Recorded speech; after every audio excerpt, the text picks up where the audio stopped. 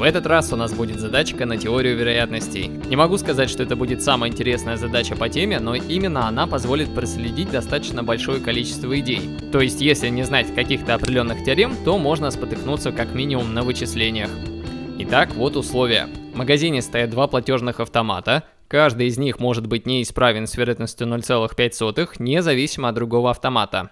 Найдите вероятность того, что хотя бы один автомат исправен. Каким бы способом мы ни взялись решить задачку, нужно четко понимать, что возможны 4 варианта. Либо оба автомата работают, либо первый работает, а второй нет, либо наоборот первый сломался, а второй работает, либо вообще оба не работают. Вероятность того, что автомат неисправен, 0,5. Из этого следует, что вероятность того, что автомат исправен, 0,95, потому что сумма противоположных событий равна единице.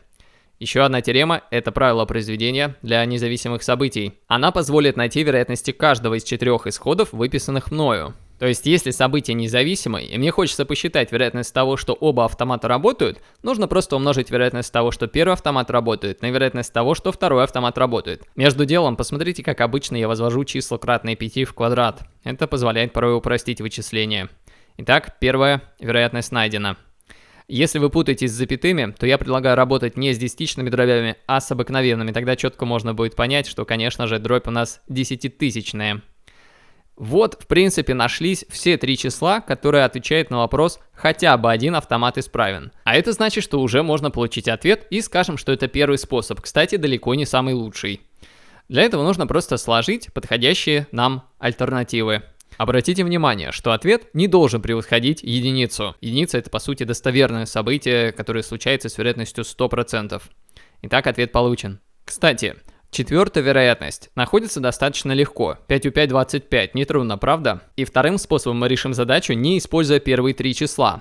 Для этого нужно понимать, что сумма всех элементарных исходов равна единице, и можно оттолкнуться от противоположного события, то есть вычесть из единицы 0,25, и будет правильный ответ.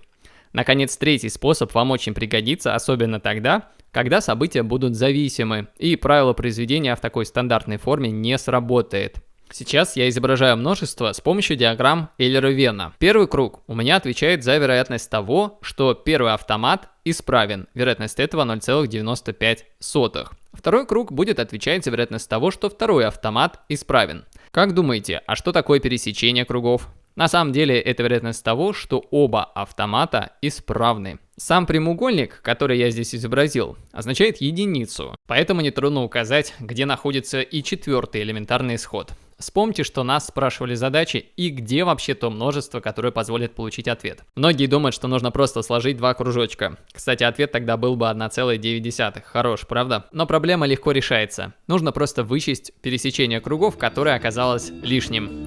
Итак, задача 3-м способом решена.